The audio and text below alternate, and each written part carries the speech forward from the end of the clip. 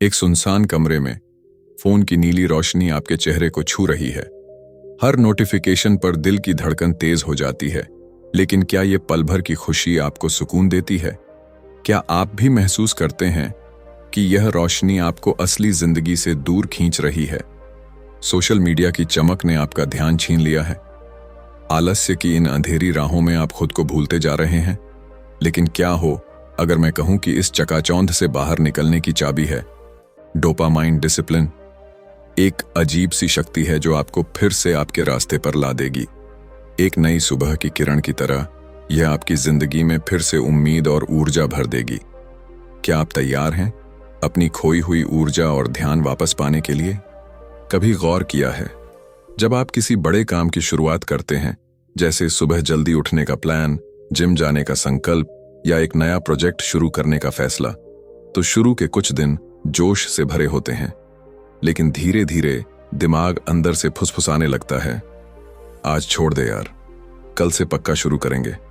और बस वहीं से शुरू होती है इंसान की सबसे बड़ी लड़ाई, अपने ही दिमाग से। चलो इसको मैं आपको एक एग्जाम्पल से समझता हूं। एक लड़का था, अर्जुन। उसका सपना था कि वो अपनी लाइफ में कुछ बड़ा करे। हर रात वो सोचता था कि कल से अपनी जिंदगी बदल दूंगा, सुबह जल्दी उठूंगा, पढ़ाई करूंगा, फिट रहूंगा। लेकिन जैसे ही अलार्म बजता, उसका दिमाग बोलता, थोड़ा और सो ले, बस 5 मिनट। वो 5 मिनट कभी 5 पर नहीं रुकते थे।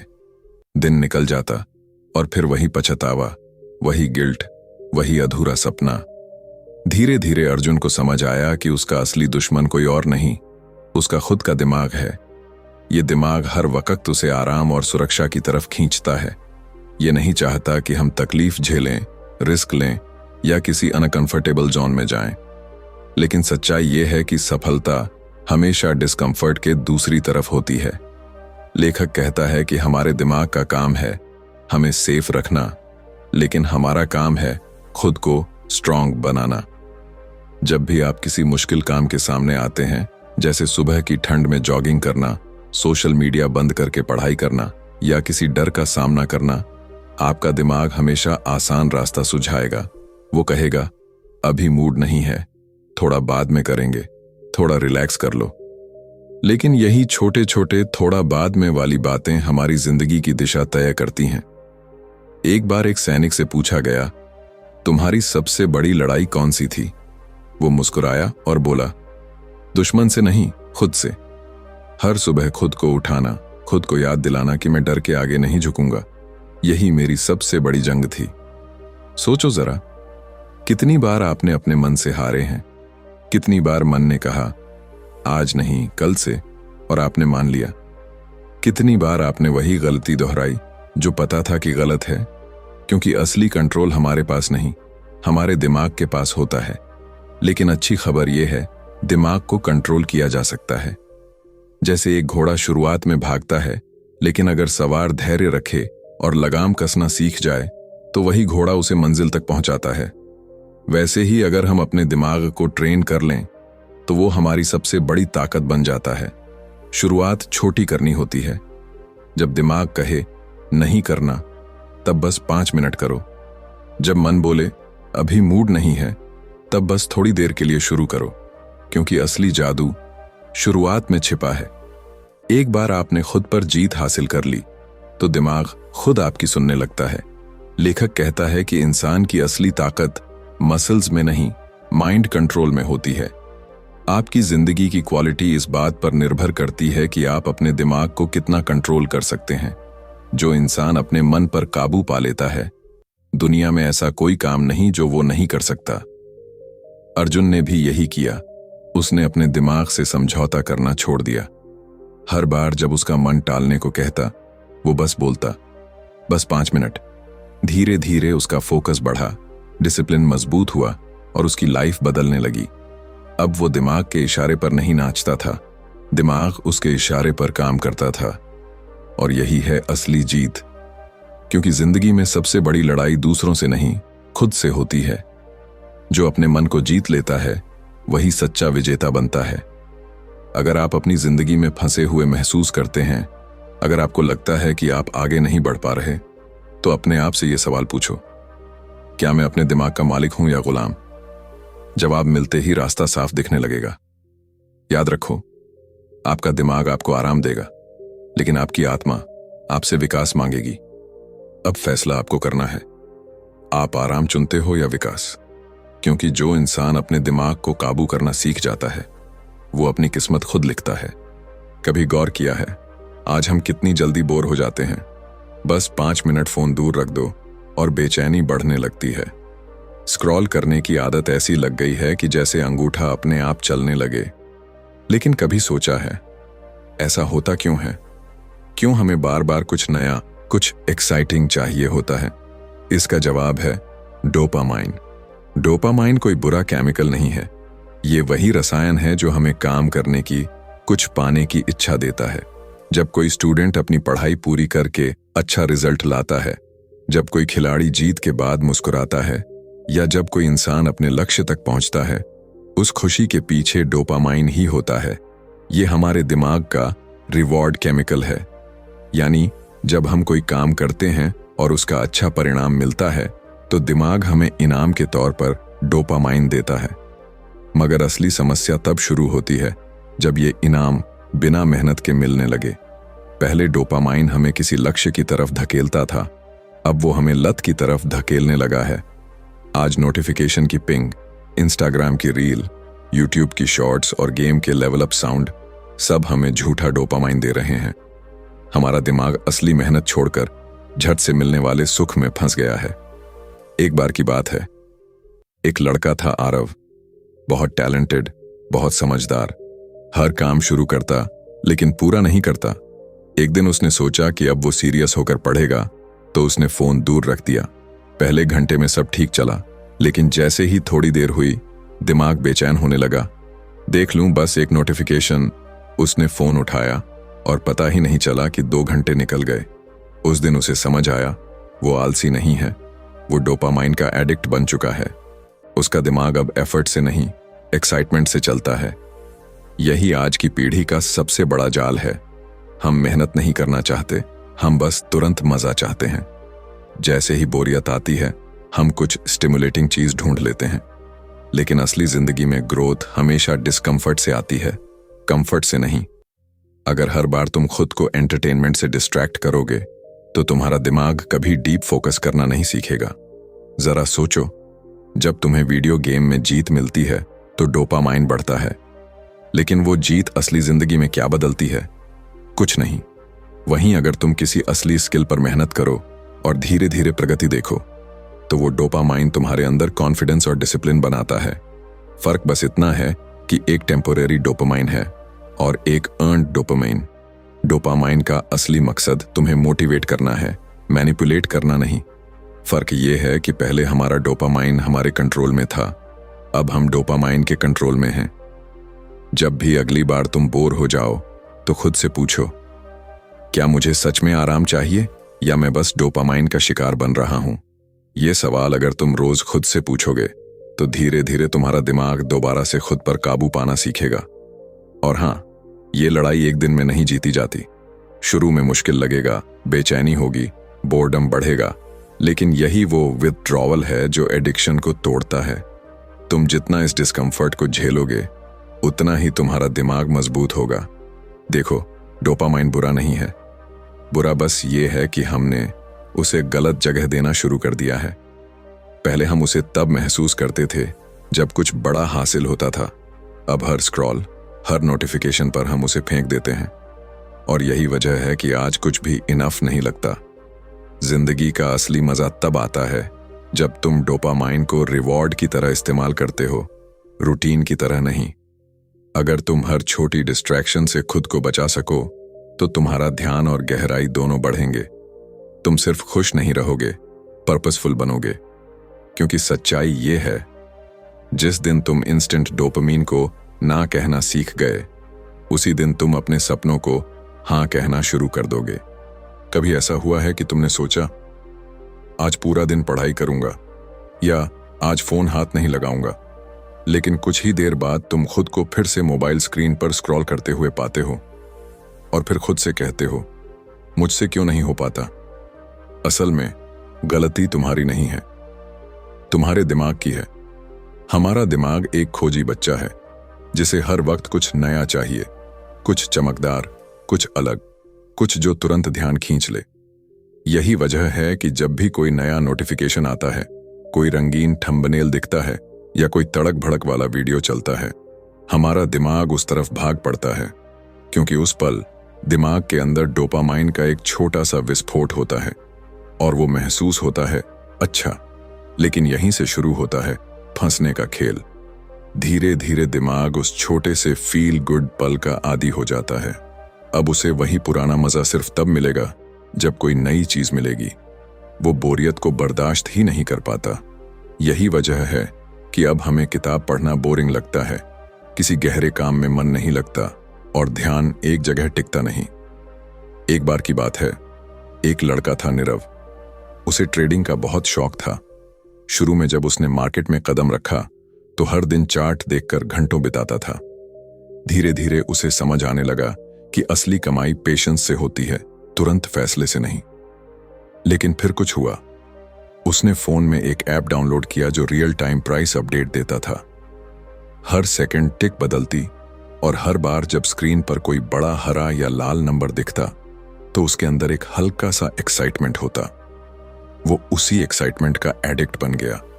अब उसे मार्केट की मूवमेंट से ज्यादा उस थ्रिल से प्यार हो गया था और वहीं से उसका ध्यान असली काम से हट गया। अब वो डिसीजन लॉजिक से नहीं, इमोशन से लेने लगा। यही दिमाग का असली जाल है। डोपामाइन हमें शुरू में मोटिवेट करता है, लेकिन जब वो हर छोटी चीज पर मिलने लगे तो वही हमें कंट्रोल करने लगता है। हमारा मस्तिष्क अब रिवॉर्ड नहीं ढूंढता, वो रश ढूंढता है। वो चाहत जो कुछ सेकंड टिकती है, फिर खत्म हो जाती है और फिर उसी की भूख दोबारा बढ़ती है। अगर तुम गौर करो, यही चीज हर जगह दिखती है। किसी को सोशल मीडिया पर लाइक की आदत लग जाती है, किसी को गेम के अगले लेवल की, किसी को लगातार वीडियो देखने की। दिमाग कहता है बस एक और बार, लेकिन वो एक बार कभी खत्म नहीं होती। असल में हमारा दिमाग रिवॉर्ड प्रेडिक्शन मशीन है। वो हर पल अनुमान लगाता है कि अगला डोपामाइन हिट कहां से मिलेगा और इस चक्कर में वो गहरी चीजों की खूबसूरती भूल जाता है, जैसे किसी स्किल में निपुण होना, किसी रिश्ते में सच्चा जुड़ाव या किसी लक्ष्य की ओर लंबी यात्रा। अब सोचो, जब दिमाग को लगातार इंस्टेंट रिवॉर्ड्स मिलते रहें तो वो बड़े रिवॉर्ड्स के लिए मेहनत क्यों करेगा? यही कारण है कि हमें सीरियस काम में मजा नहीं आता, क्योंकि वहां डोपामाइन तुरंत नहीं मिलता, वो धीरे धीरे मिलता है प्रोसेस में, और हम धीरे को अब बर्दाश्त ही नहीं कर पाते। अगर तुम सच में इस जाल से निकलना चाहते हो तो तुम्हें अपने दिमाग को रीट्रेन करना होगा। उसे सिखाना होगा कि मजा नएपन में नहीं, प्रोग्रेस में है। जब तुम बोरियत महसूस करो तो भागो मत, थोड़ी देर ठहरो, क्योंकि वो बोरियत ही तुम्हारे फोकस का दरवाजा है। देखो, जब भी तुम किसी मुश्किल काम में लगातार लगे रहते हो, चाहे वो ट्रेडिंग हो, पढ़ाई हो या कोई नया स्किल सीखना, शुरू में दिमाग रोता है, कहता है मजा नहीं आ रहा। लेकिन अगर तुम टिके रहो तो कुछ समय बाद वही दिमाग उस काम में डूबने लगता है। यही होता है डीप फोकस, यही होती है असली ग्रोथ। तो अगली बार जब तुम्हें लगे कि दिमाग भटक रहा है तो खुद से एक सवाल पूछना, क्या मैं वाकई इस काम में दिलचस्पी नहीं ले पा रहा, या मेरा दिमाग सिर्फ नया डोपामाइन ढूंढ रहा है? क्योंकि सच्चाई ये है, हमारा दिमाग हमें धोखा नहीं देता, बस उसे हमने गलत ट्रेनिंग दी है। हमने उसे सिखाया है कि खुशी का मतलब है कुछ नया मिलना, जबकि असली खुशी तो तब होती है जब तुम किसी चीज में बेहतर बनते हो।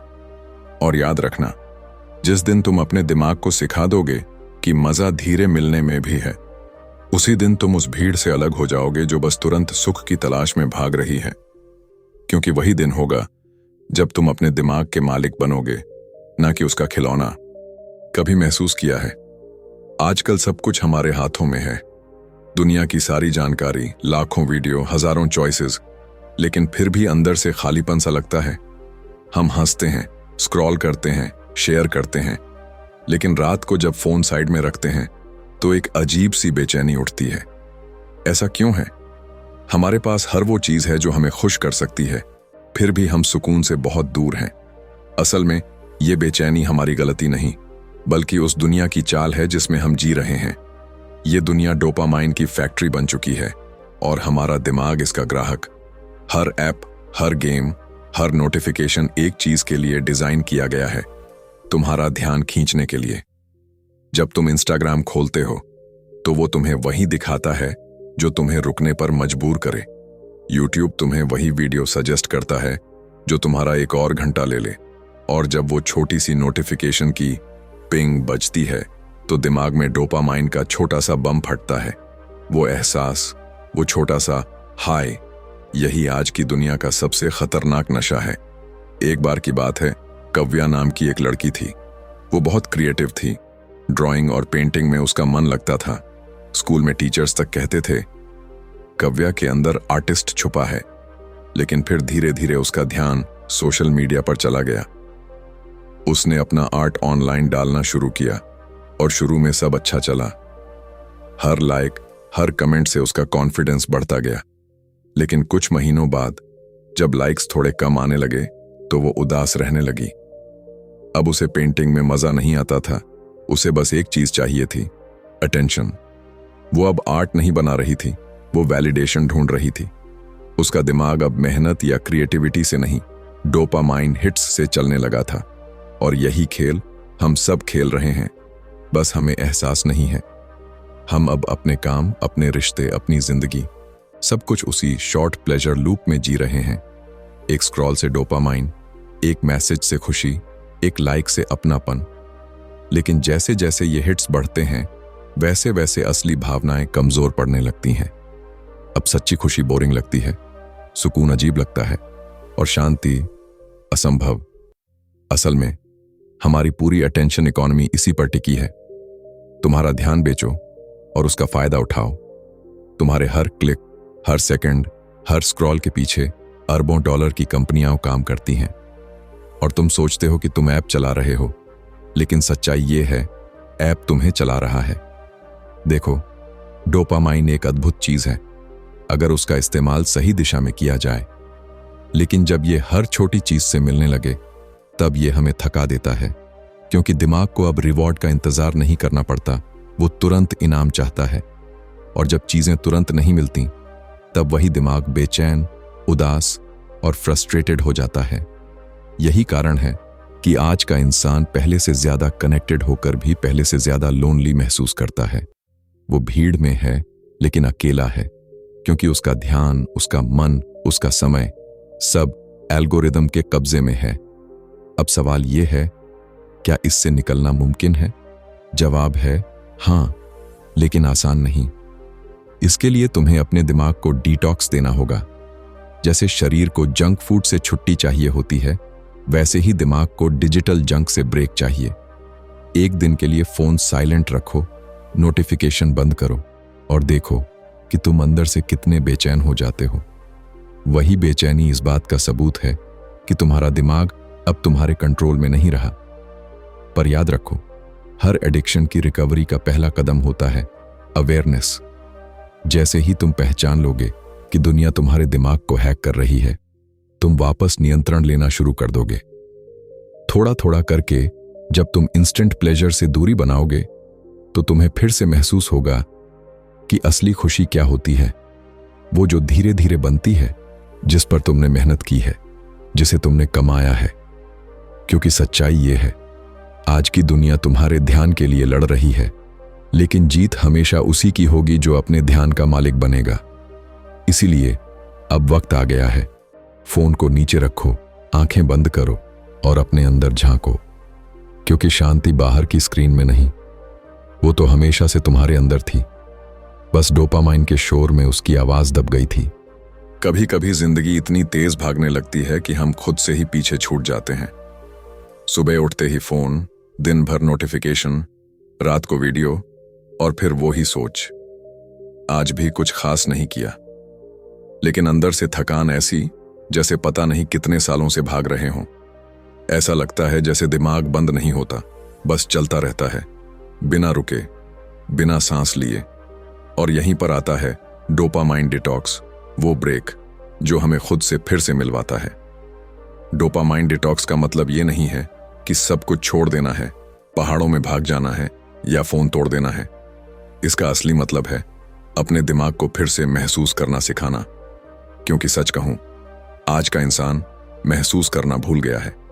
हम खुश होते हैं तो शेयर कर देते हैं, दुखी होते हैं तो स्क्रॉल करने लगते हैं। हम अब पल में जीना नहीं जानते, हम सिर्फ अगले डोपामाइन हिट का इंतजार करते हैं। एक सच्ची कहानी याद आती है। अभिषेक नाम का एक लड़का था जो हर वक्त बिजी रहता था। काम अच्छा चल रहा था, पैसे भी ठीक ठाक कमा रहा था, लेकिन फिर भी उसे हर दिन खालीपन महसूस होता था। एक दिन ऑफिस में बैठा बैठा उसने सोचा, आखिर मैं इतना थका क्यों हूं? मैंने तो कुछ भारी काम किया भी नहीं। फिर उसे एहसास हुआ कि वो थकान शरीर की नहीं, दिमाग की है। उसका दिमाग लगातार स्क्रीन, ईमेल और सोशल मीडिया की उत्तेजना से भरा था। उसने तय किया, एक दिन के लिए सब बंद करेगा, बस एक दिन। शुरुआत में मुश्किल लगा। हाथ अपने आप फोन की तरफ बढ़ता था, बेचैनी होती थी जैसे कुछ खो गया हो। लेकिन धीरे धीरे उसने देखा कि उसका मन शांत हो रहा है। बाहर की आवाजें साफ सुनाई देने लगीं, हवा महसूस होने लगी और दिमाग में जो लगातार दौड़ते ख्याल थे वो धीमे पड़ गए। वो पहला दिन था जब उसे लगा कि वो जिंदा है, बस जी नहीं रहा बल्कि महसूस कर रहा है।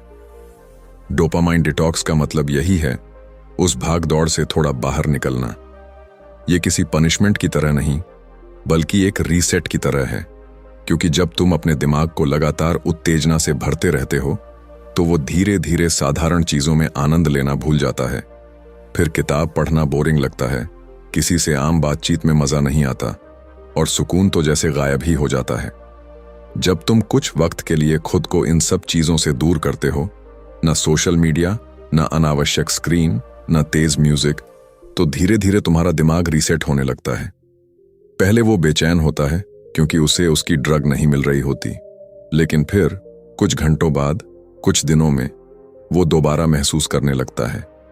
वो समझने लगता है कि खुशी सिर्फ किसी नोटिफिकेशन में नहीं, बल्कि एक कप चाय की खामोशी में भी है। ये प्रक्रिया आसान नहीं होती, लेकिन यही तुम्हें वापस तुमसे मिलवाती है।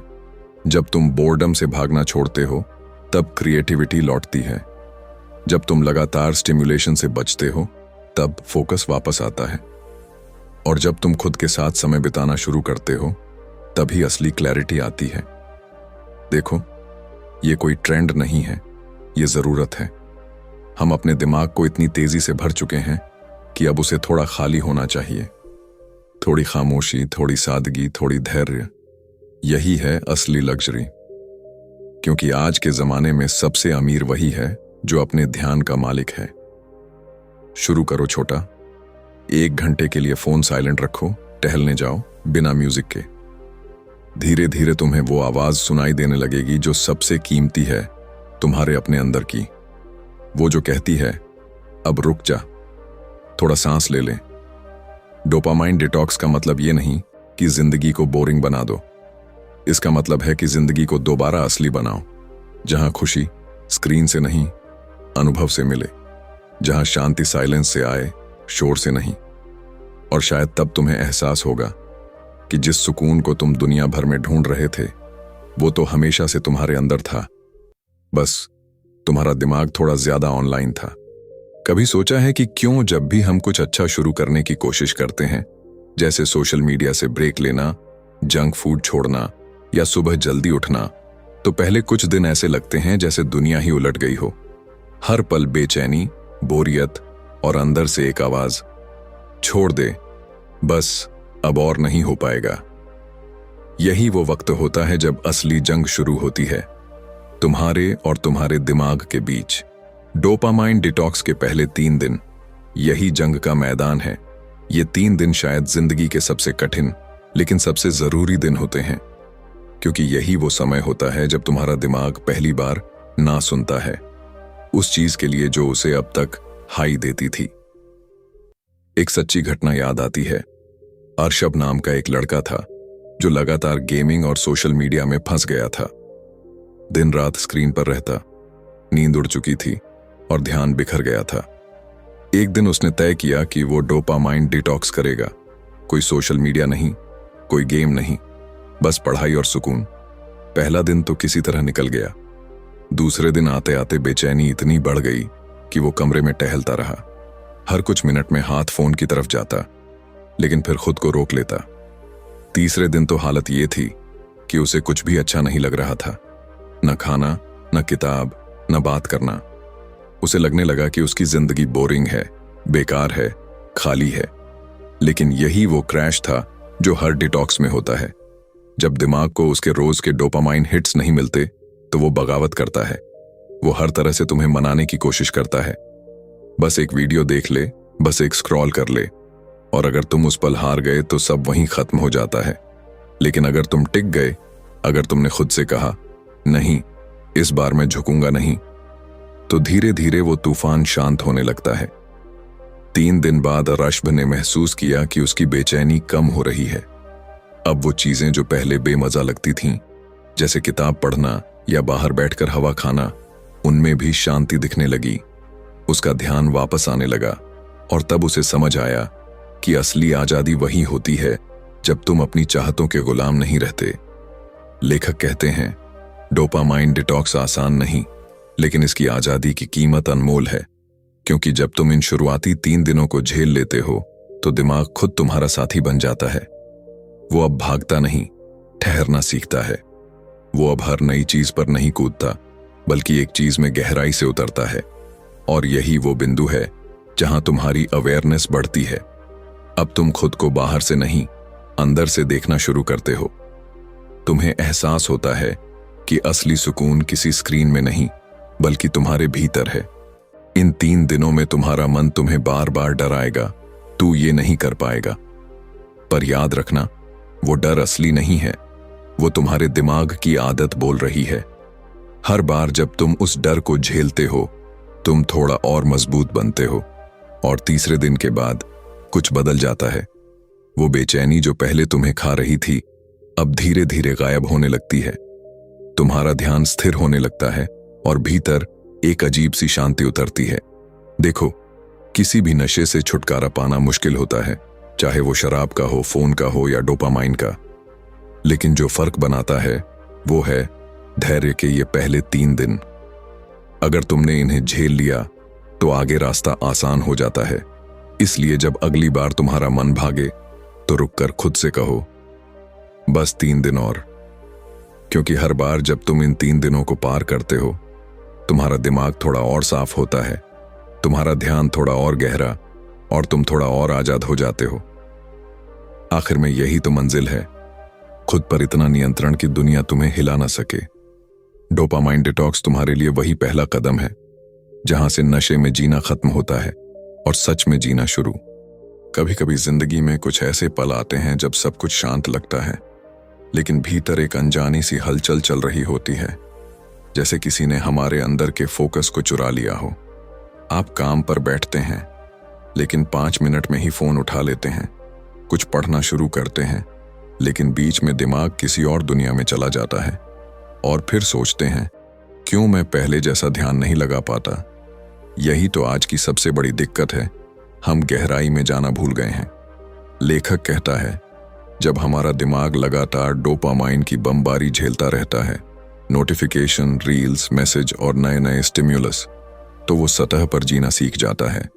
मतलब दिमाग अब गहराई में उतरने से डरता है, क्योंकि वहां तुरंत मजा नहीं मिलता। वहीं से शुरू होती है डीप वर्क की कमी, और यही चीज हमें औसत बना देती है। मुझे एक कहानी याद आती है। कुछ साल पहले मेरे एक दोस्त रवि ने तय किया कि वो सीखना चाहता है, कुछ बड़ा करना चाहता है। पर जैसे ही वो लैपटॉप खोलता, 10 मिनट में ही यूट्यूब या इंस्टाग्राम पर चला जाता। उसे लगता कि वो सीख रहा है, पर असल में वो बस डोपामाइन स्क्रॉल में फंसा हुआ था। फिर एक दिन उसने अपने फोन से सारे सोशल मीडिया ऐप्स हटा दिए, नोटिफिकेशन बंद कर दिए, और बस एक टाइम टेबल बनाया, रोज सिर्फ 3 घंटे बिना किसी रुकावट के काम करेगा। शुरुआत में बहुत मुश्किल हुई, मन भागता, बेचैनी होती, बार बार कुछ मजेदार देखने का मन करता। पर धीरे धीरे कुछ अजीब हुआ। उसे महसूस हुआ कि अब उसका दिमाग शांत है, उसका फोकस लौट आया है। और फिर वही रवि, जिसने कभी 15 मिनट तक भी ध्यान नहीं लगाया था, अब 2 घंटे बिना रुके किसी कॉन्सेप्ट पर काम कर लेता था। उसने कहा, अब काम करते वक्त लगता है जैसे मैं किसी गहराई में उतर गया हूं और वक्त थम गया है। यही है डीप वर्क की असली ताकत। जब आप सतह से नीचे जाते हैं तो आपका दिमाग आपको नए लेवल पर ले जाता है। वहीं असली क्रिएटिविटी, असली क्लैरिटी और असली सुकून छिपा होता है। सोचिए, जब कोई म्यूजिशियन घंटों एक ही सुर पर अभ्यास करता है, जब कोई ट्रेडर मार्केट की हर छोटी बारीकी समझने में समय देता है, या जब कोई लेखक शब्दों में खो जाता है, वो सब डीप वर्क की अवस्था में होते हैं। वहां ना किसी को दिखाने का लालच होता है, ना तुरंत इनाम की उम्मीद, बस उस पल में खो जाने की शांति होती है। लेखक कहता है, डीप वर्क इस शोरगुल भरी दुनिया में एक सुपर पावर है, क्योंकि ज्यादातर लोग सतह पर ही रह जाते हैं। वो जल्दी थक जाते हैं, जल्दी बोर हो जाते हैं और हमेशा नई चीज के पीछे भागते रहते हैं। लेकिन जो इंसान गहराई में उतरना सीख लेता है, वो असंभव को भी संभव बना सकता है। मुझे याद है, जब मैंने पहली बार खुद को डिटॉक्स किया था, कोई सोशल मीडिया नहीं, कोई बेवजह नोटिफिकेशन नहीं। पहले 2-3 दिन बुरा लगा, पर चौथे दिन जब मैं काम में बैठा तो महसूस हुआ कि मेरा दिमाग अलग तरह से सोचने लगा है, जैसे किसी ने अंदर की रुकी हुई ऊर्जा को फिर से जगा दिया हो। उस दिन पहली बार समझ आया कि असली सुकून भागने में नहीं, बल्कि डूबने में है।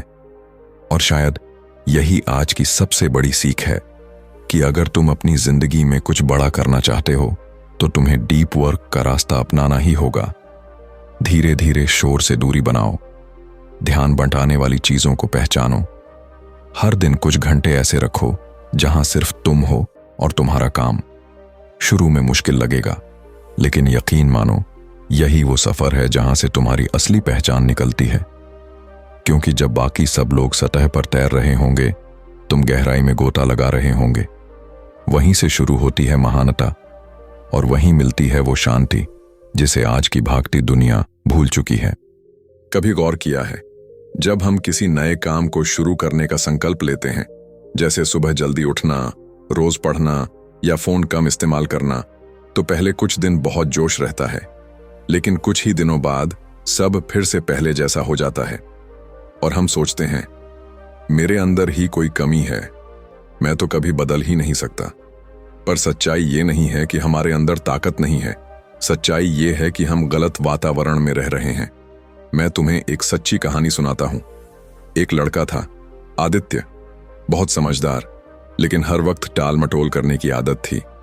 वो बोलता था, बस कल से सीरियस हो जाऊंगा, पर वो कल कभी नहीं आता था। फिर एक दिन उसने कुछ नहीं बदला, बस अपना माहौल बदल दिया।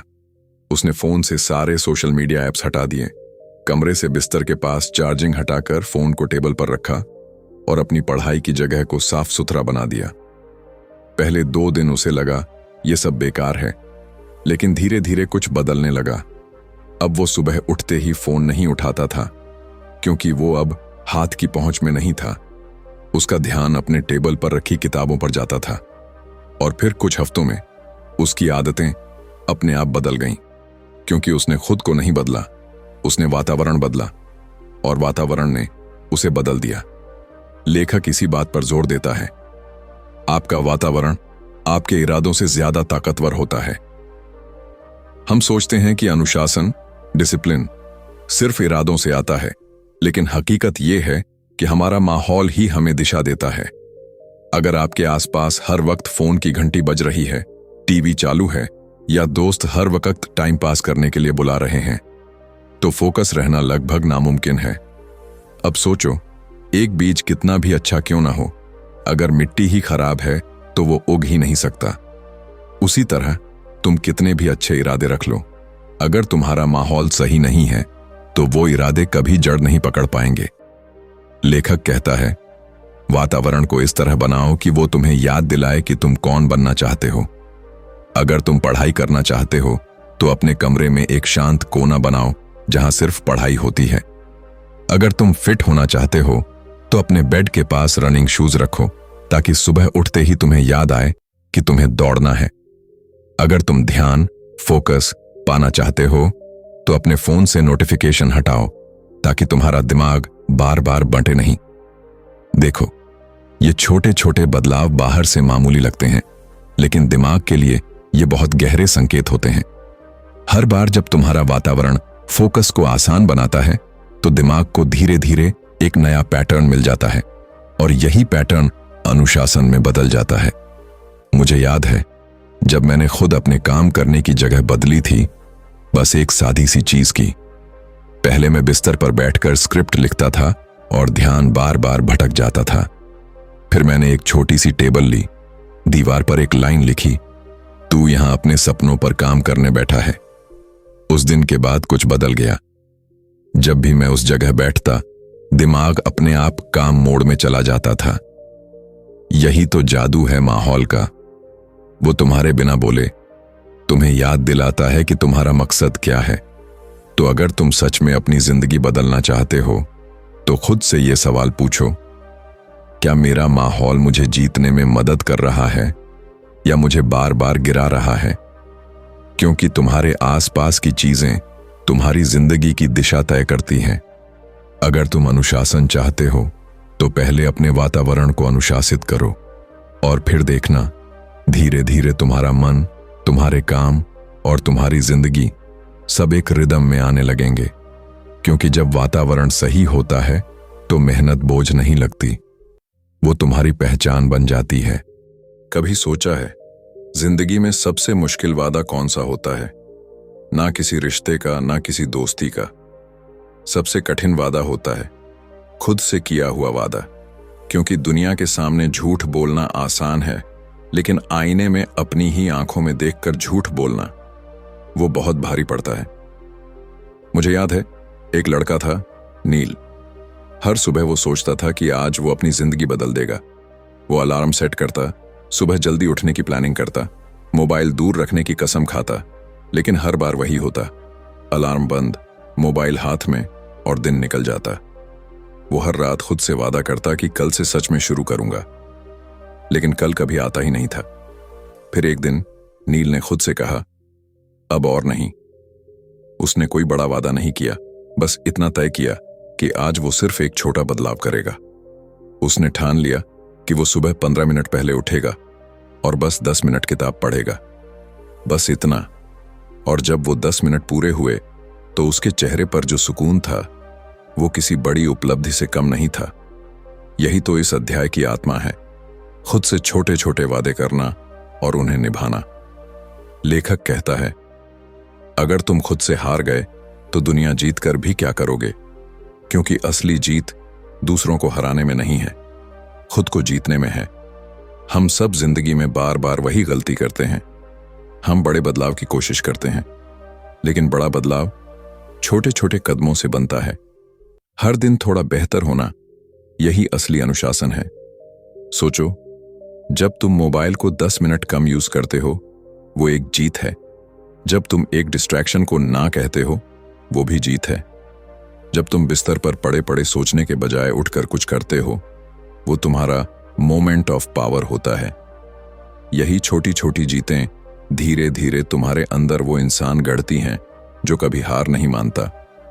लेखक कहता है, डोपामाइन डिसिप्लिन कोई ट्रेंड नहीं, ये आत्मयात्रा है।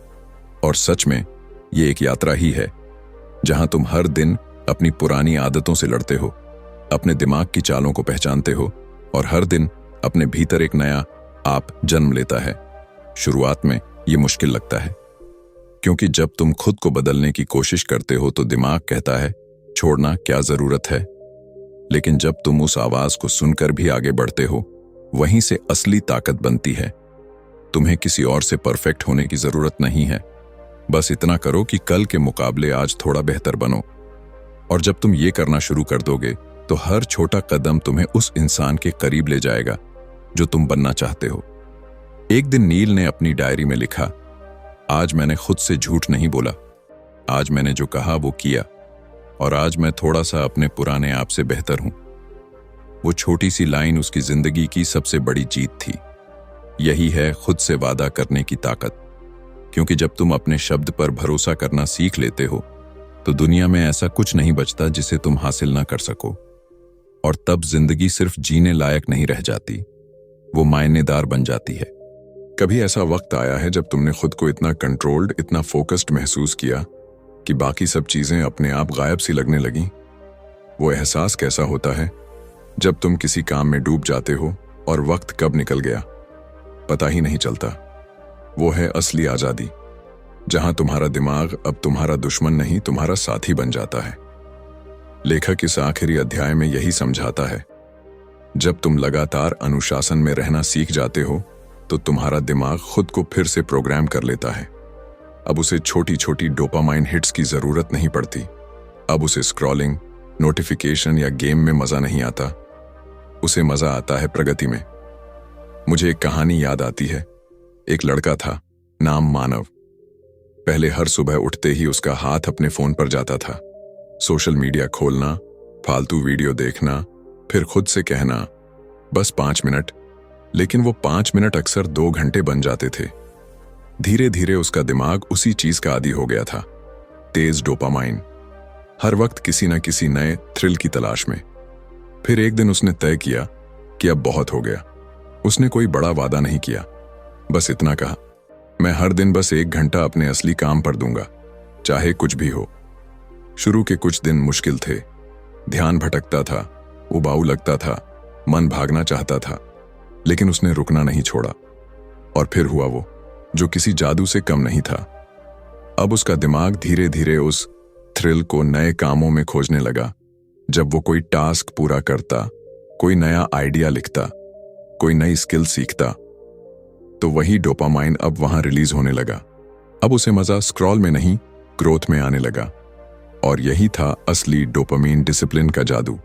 लेखक कहता है, जब अनुशासन इनाम बन जाए तो तुम अजेय हो जाते हो, क्योंकि अब तुम किसी बाहरी मोटिवेशन पर निर्भर नहीं रहते। अब तुम्हारा हर दिन, हर काम तुम्हें खुद से इनाम देता है। सोचो, जिंदगी का कितना बड़ा टर्निंग पॉइंट होता है ये। पहले हम काम करते हैं मजे के लिए, और फिर एक दिन हम काम में ही मजा खोजने लगते हैं।